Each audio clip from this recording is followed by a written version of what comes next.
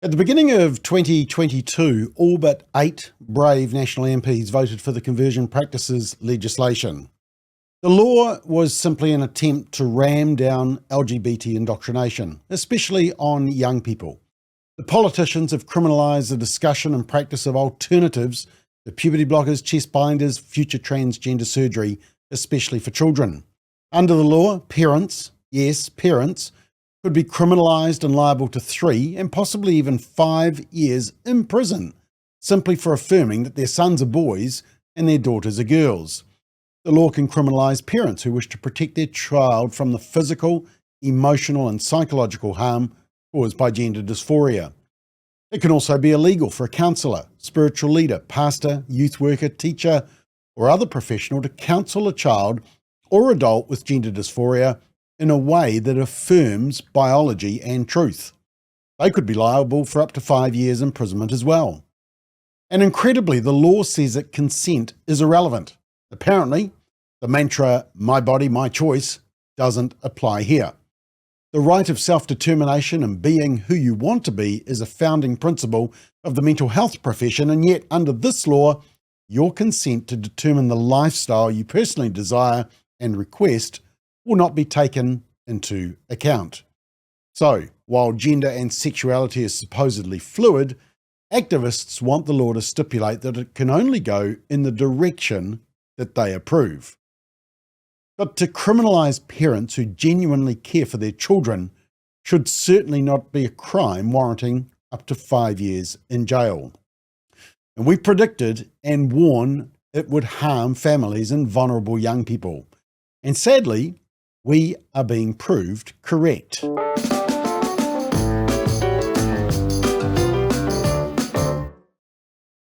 So last week, this story appeared on the Radio New Zealand website. Now, it was also shared and used by other news outlets, including the New Zealand Herald.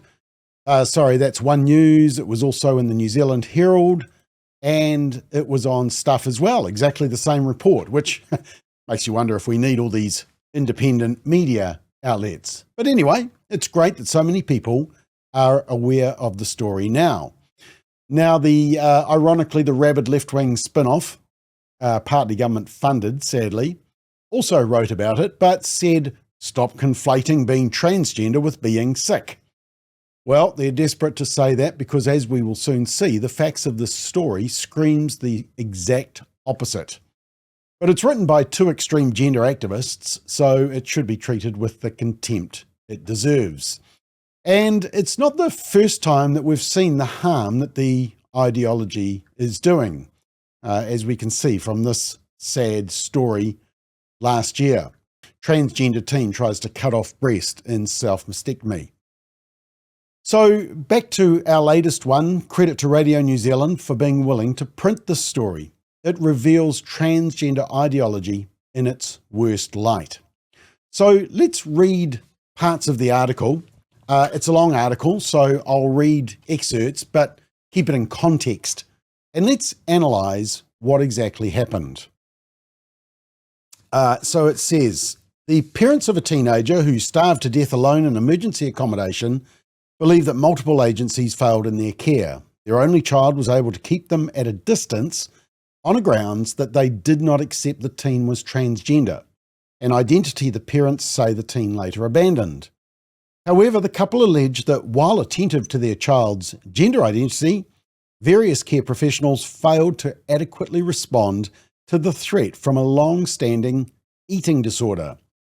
In January 2023, the teenager was found dead in a locked motel room, about an hour from the parents' South Island home.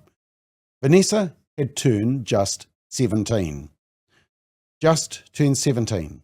Still a minor, living on her own as a 16-year-old with the help of the state, who deemed that loving parents were more of a threat than loneliness, isolation, and significant mental illness, as we will soon read. The last time Vanessa's parents had heard from the teen was 2 days prior to her death. She texted the mother, "Mama, I love you." Mum and her husband are still waiting for the date for the coroner's inquiry. There is no doubt of the immediate cause of death, which is extreme wasting due to anorexia nervosa.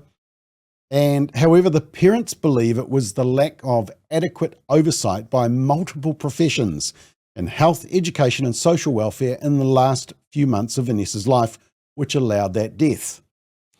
Now, under the heading Much Loved Only Child, Vanessa was an extremely bright, sensitive, cheerful preschooler with a lively curiosity about the world. But Vanessa was sexually molested at the age of 5 by an older child at school. The rape crisis counsellor who helped the family through the ghastly aftermath warned her parents that puberty was often a trigger point for children who had suffered trauma. And that's exactly what happened to Vanessa. The mum says she was nearly 12, just at the start of puberty, when anorexia hit. Over the next 5 years, Vanessa would be hospitalised 10 times.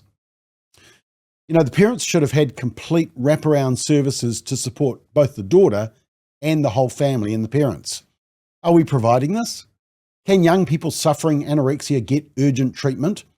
Or is the waiting list and a lack of resources making this issue even worse? Somebody emailed me just over the weekend who had come out of anorexia and said, yes, it is a problem accessing treatment. Now, Mum said Vanessa would starve herself to the point where it threatened to damage the teen's heart.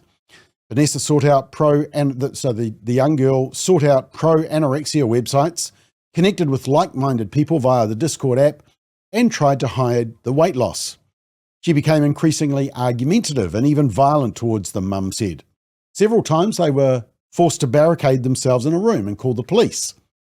So, police involvement, another red flag for wraparound services to support the whole family.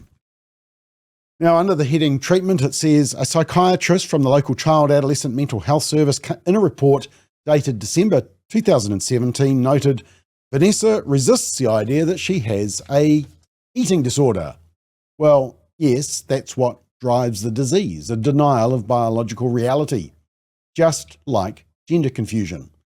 And we should heal the mind, not offer liposuction and weight loss pills, and not offer puberty blockers, cross-sex hormones, and mastectomies. And note, she's 11, about to turn 12 at this time. The teen also suffered from obsessive-compulsive disorder and was diagnosed with autism at 15. Now, once again, confirming what most of the research not done by LGBT activists admits. Gender dysphoria is accompanied by other comorbid disorders, and autism is one of the frequent ones. Under the heading Life-Saving Court Order, the article continues, in January 2019, when she was 13, a family court judge put Vanessa under a compulsory treatment order at the recommendation of her doctors. Mum said this was a huge relief. This court order was the only barrier between her and death. The only thing stronger than her obsession with not eating was her fear of going back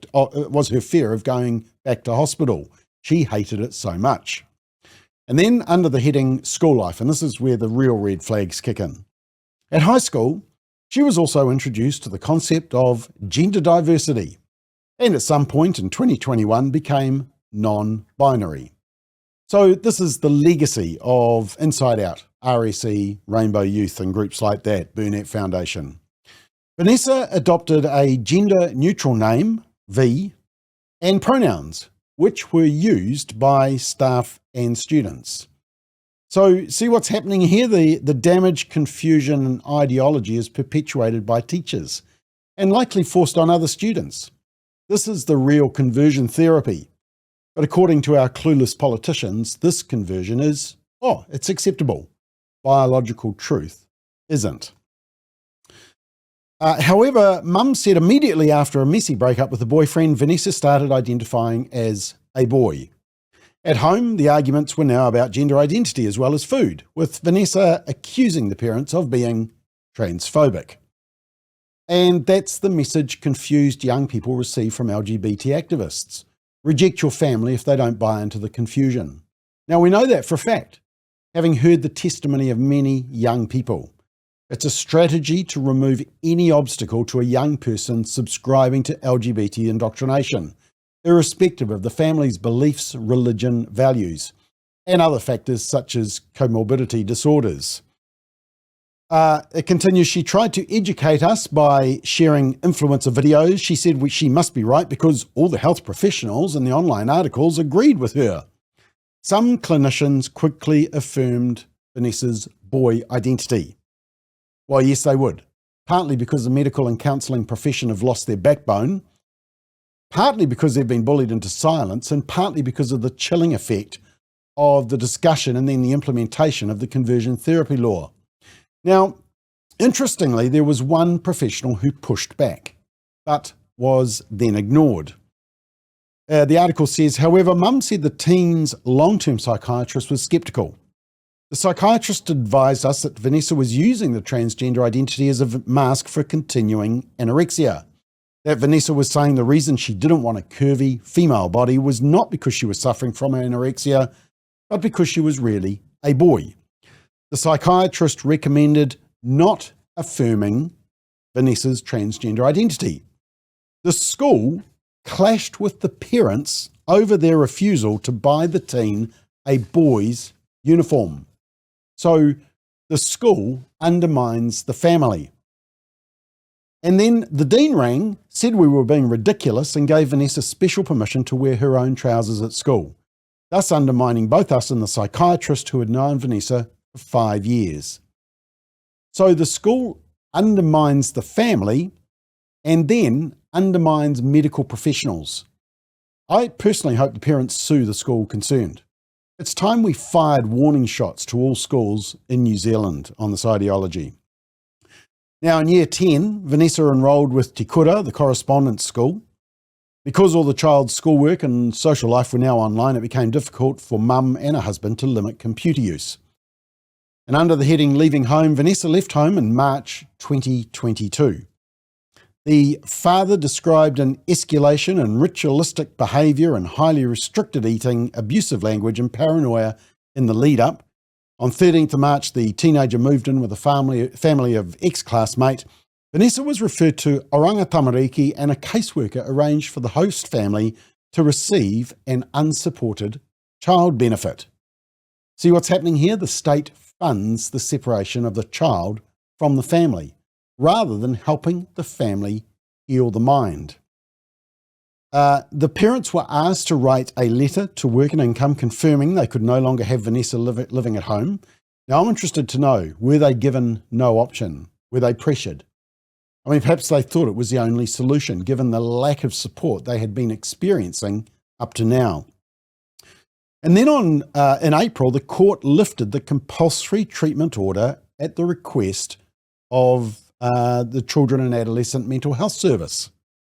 Unbelievable, despite all the serious issues. Her psychiatrist said to me, let's give her an opportunity, Mum said. And Mum said, and I was like, to do what? To die? Because we knew that she would just stop eating. Yes, even a non-professional and any parent, even you, would figure this one out. That month, Vanessa was also discharged from the Child and Mental Health Service, which had been treating the anorexia and other mental problems. The reason given to the parents was that Vanessa was not engaging. Mum said, not engaging. Yes, that's what happens when you have a mental illness. You turn away from the very people who could help. Mum says, of course she wasn't engaging. She was a teenager with a serious eating disorder. Vanessa texted her parents that if they would not accept her as a boy, it was better they did not see each other at all. Mum said we were devastated. We didn't know where to turn or what to do, couldn't sleep or eat. The father became introverted and silent. They had no contact until later in that year, August, when Vanessa caught COVID and texted her mother, and the mother dropped off some supplies. They kept in touch every day by text, and slowly they began to rebuild their relationship. At the same time, Vanessa's relationship broke down with the host family. Family Works, a service run by Presbyterian Support, found the teenager emergency accommodation, a self-contained apartment with her own bathroom and kitchenette. Remember, this is a 16-year-old with severe mental health issues. Mum said Vanessa continued to keep them at a distance but allowed them to supply various items by dropping them off at agreed location. Mum said Here's a key bit. It was not only the 16-year-old who excluded them from her life, but also the small army of professionals in health, education, and welfare agencies who had assumed responsibility for their child's care. Vanessa and everyone who was supposed to help her accepted the belief that we, her parents, in not agreeing that she had become a boy, were uncaring bigots who deserved to be cut off. Truly tragic. The state and its know-alls have alienated the very people, loving parents, from the life of the vulnerable young person, because the parents want to heal the mind rather than feed the ideology and its accompanying confusion and harm. But remember, politicians believe that loving parents like this should be locked up for affirming their daughters as girls and their sons as boys. The parents did manage to see Vanessa in November 2022 at the motel where she was living. She's 16. Anorexia, autism, childhood trauma, autism, gender confusion. Add to that isolation, abandonment, and loneliness. Compliments of the state. Under the heading Sad Child Living Alone in a Motel, the motel manager told Radio New Zealand that she and Vanessa had become very close in the 3 months they lived there, but she was not aware the teen's health was deteriorating, and social workers from Housing First, run by the Salvation Army, regularly visited clients at the motel. It's going to be very interesting to see their case notes when it goes to the coroner. Parents see child for the last time. Vanessa's parents both saw her for the last time on 1st of January 2023, but only at a distance. This is a year after the conversion therapy law was passed. She was wearing a puffer jacket in the middle of summer. She wouldn't let us near to see how thin she was, using the excuse, "You don't accept I'm a man." Note, she didn't say, "You won't let me be skinny." The indoctrination was, "You won't let me be transgender." However, her parents said subsequently Vanessa had phoned her father and then her mother to say she was seriously questioning the gender identity thing and wanted them to know she was indeed their daughter. So, is there the same support to detransition? Well, you probably know the answer to that question. The answer is no. In fact, supporting detransitioning could be deemed conversion therapy, thanks to the dumbos in Parliament. It goes on, they were hopeful their child could be returning to them, but that was not to be. Mum said about some earlier incidences that she'd learned of. How can it be that a child collapses in front of a whole lot of people at Family Works premises and no one calls an ambulance? Mum later heard Vanessa had asked the hotel manager for a walking stick and a hose to drink water from the tap without getting out of bed. And the manager got angry with me and said, "We are a motel, not social services." Well, that's true. Even more reason a highly vulnerable young girl shouldn't be there. Under the heading Death, when Catherine the mum rang the motel the weekend she had died, the phone was handed straight to a police officer. I knew immediately that Vanessa had died. When they arrived at the motel, there was a stench. Vanessa was lying in bed with her laptop propped up on her lap, dead 2 days. Let that sink in. 2 days.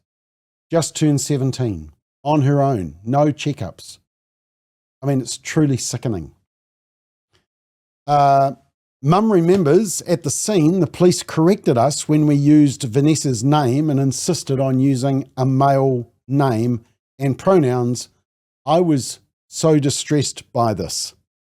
So the police were more concerned with ideology and wokeness than parental grief and biological truth at the time of death. In some ways, I'm not surprised. I think, unfortunately, the police have been hugely compromised in this area. And then they say, Mum said it appeared there was, Vanessa's parents believe the teenager's death was the result of the removal of the protections of the compulsory treatment order 9 months previously.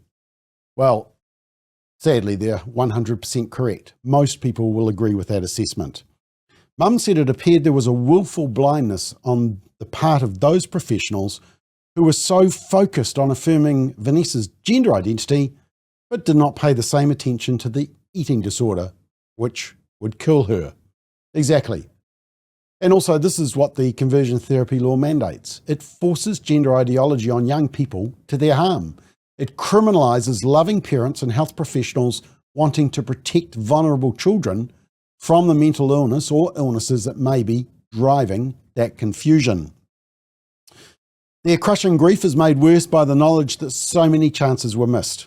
Acknowledging and reporting her deterioration would have been a simple matter. Had they done so, our treasured daughter would still be alive. Now, Radio New Zealand actually did their job as journalists and sought comment and response from the agencies involved. Health New Zealand, Oranga Tamariki, Ministry of Social Development, Ministry of Education, but they could all hide behind the statement, well, it's currently before the coroner, so we can't talk. Now, Presbyterian Support said, our service is contracted to the Ministry of Social Development to assist young people to access the youth payment benefit. Part of a young person's obligation to receive the benefit is to engage in education where clients have a choice of which area of study they wish to pursue. Our youth coach roles are not social worker positions. However, staff often advocate for clients and refer to other agencies, organisations, if clients require other support such as a client's GP, transitional housing providers, etc. So those case notes are going to be interesting. Did they encourage family reconciliation and parental involvement? Christian prayer and ministry, support from local churches and counselling and support services, alerting mental health specialist services. The Salvation Army, they said, well, we're bound by strict guidelines under privacy legislation and professional social work ethics to protect the dignity and confidentiality of those we support, regardless of whether they are named publicly or not. Okay, but same questions. Did they encourage family reconciliation and parental involvement, Christian prayer and ministry, support from local churches, counselling and support services that those churches may offer, alerting mental health specialist services, as I hope any Christian ministry would do. Now, this story is just one of many that we have heard of the chilling effect and the harm that this ideology and the conversion therapy ban is doing to young people, to families and parents, and to counsellors and pastors who want the very best for people. The law was introduced in the middle of 2021 and rushed through to law by the beginning of 2022. Crucial time for Vanessa and her family. Vanessa died at the beginning of 2023. But the ideology was being rammed down and the pressure was being put on parents and counsellors and pastors and churches and teachers well before the law was the final blow. You know, it's time that politicians admitted just how harmful transgender ideology is and return to biology and truth. It won't be soon enough for Vanessa and her poor family, but it might save the next victim.